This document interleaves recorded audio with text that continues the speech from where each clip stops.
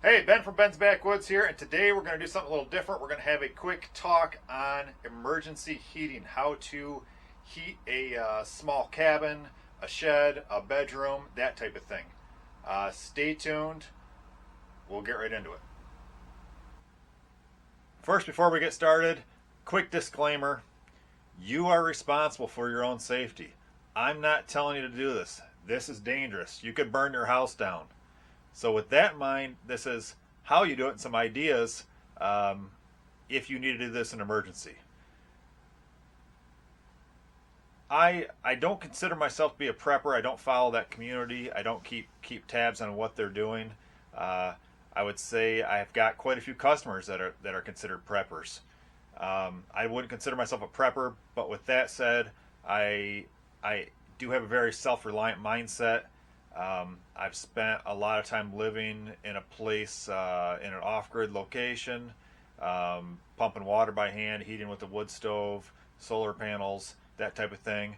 Uh, Currently, where I am, we're in the woods. We've got ice storms and storms that come through. And we have power outages for multiple days at a time.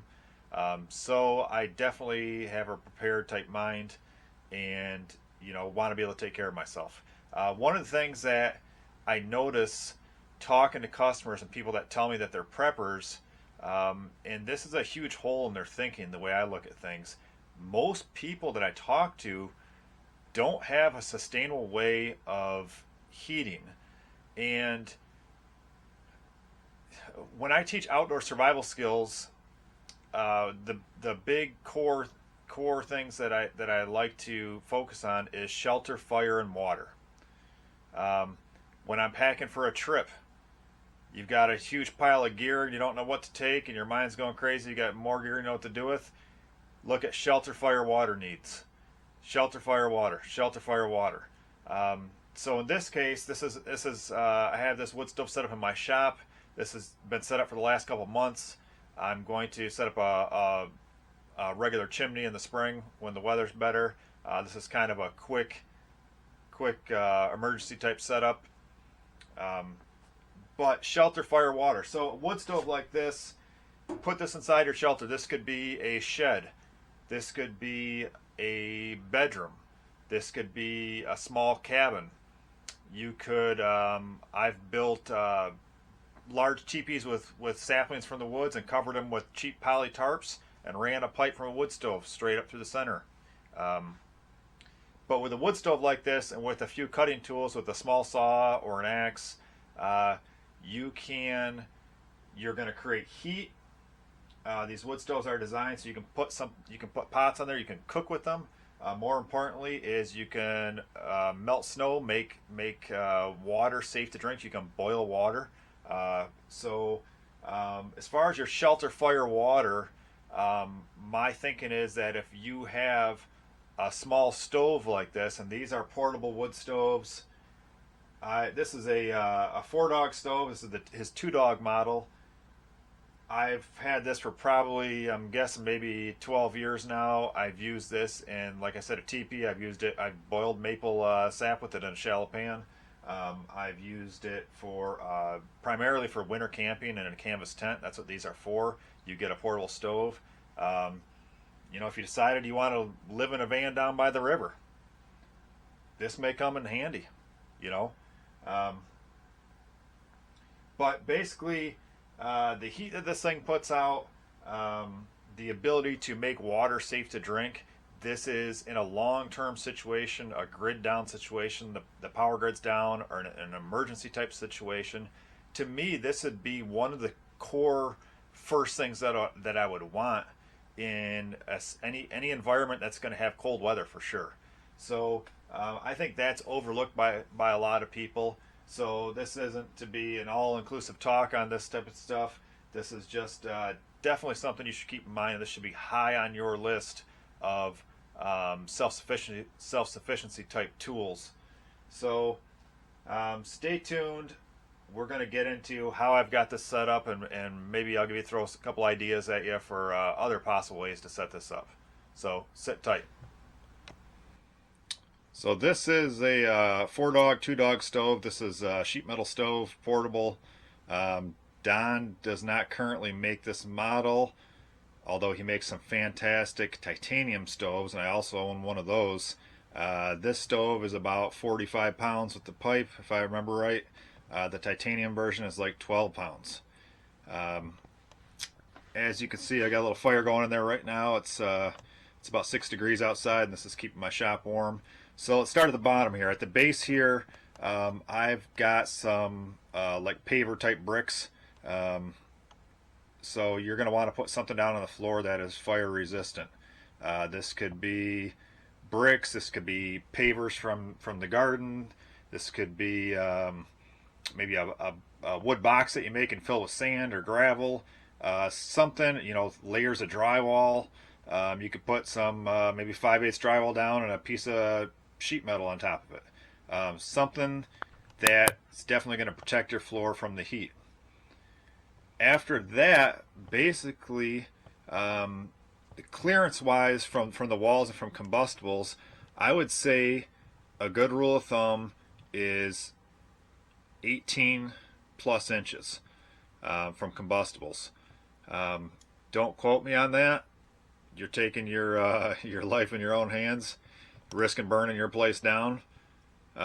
So I shoot for a good 18 inches on combustibles. So from here, we've got the pipe, so we've got this sitting away from the wall on a stable platform that is heat resistant. And we're going to follow this pipe up here a little bit. And I've got this pipe going up at about a 45-degree angle out to this window. Shoot for 45 degrees or steeper. And the reason is just for drafting purposes. I'm getting a good draft from a stove like this and keeping it to burn healthy. If this pipe was straight up and down vertical, it would draft better and you'd have less issues. With this so far, this has not been bad.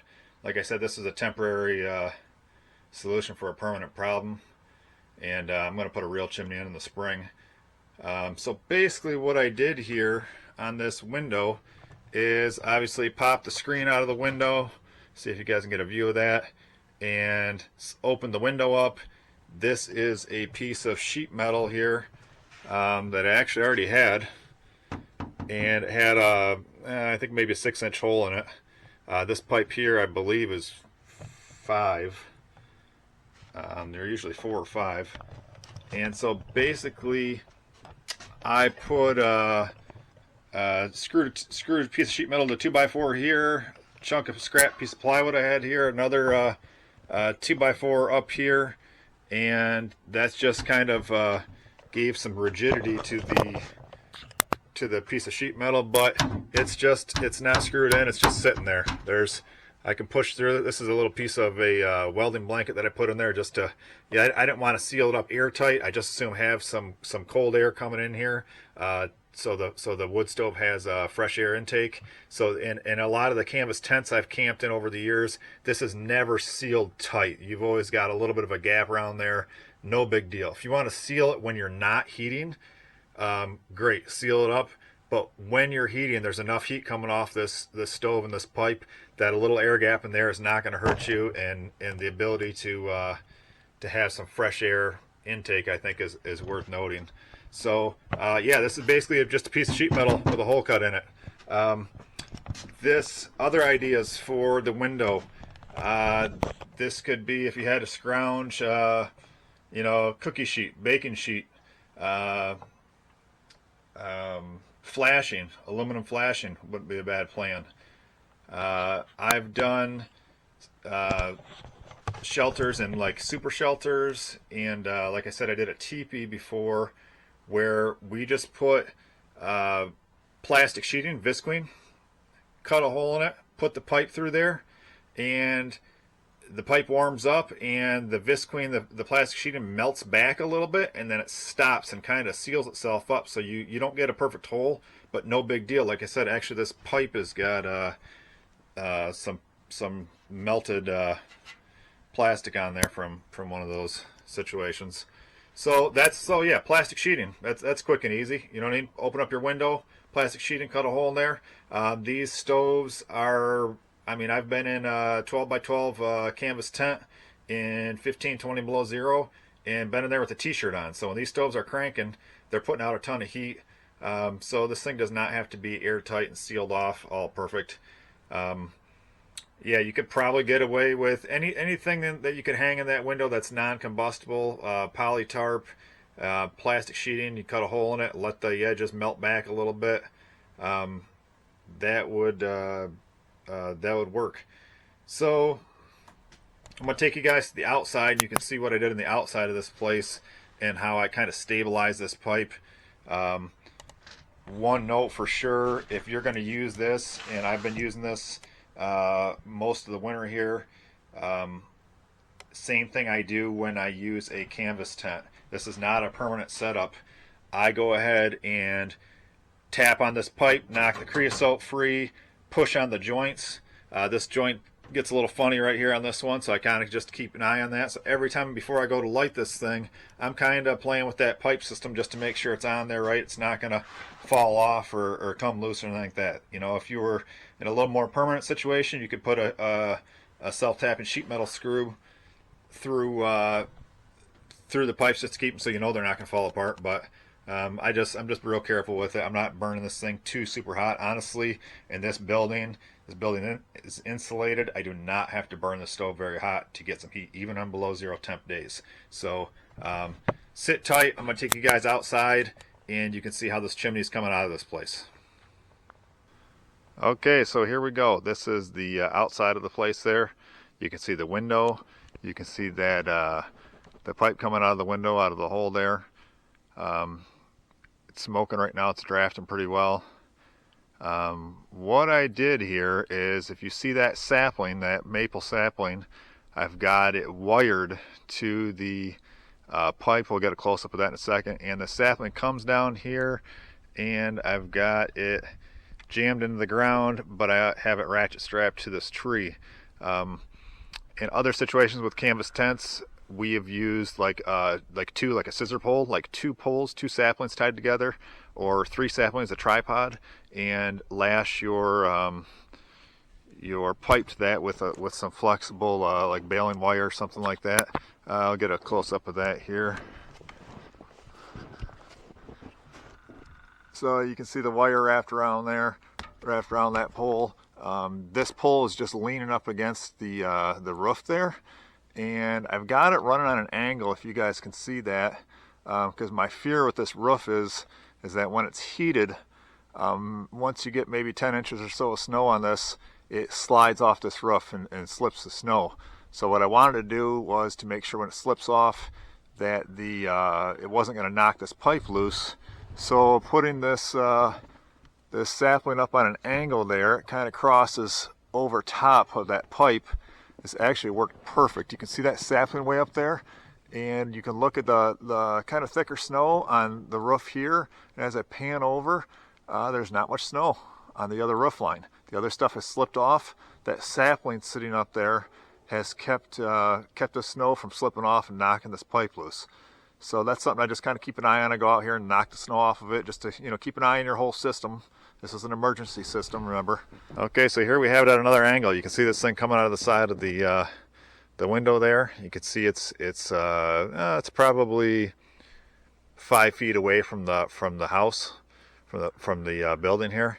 If you notice on the end of that pipe, I've got a 90-degree elbow facing up, and that is to kind of mitigate wind coming in on an angle and blowing the smoke back down your pipe. So ideally, if you could run that pipe completely vertical, you'd be in best shape. But because this pipe is out on an angle and a 45, putting a 90-degree elbow on the end pointed up is good.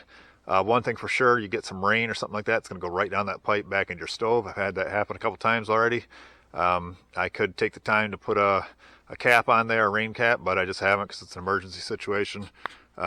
And I'm gonna, like I said, I'm gonna replace this come spring.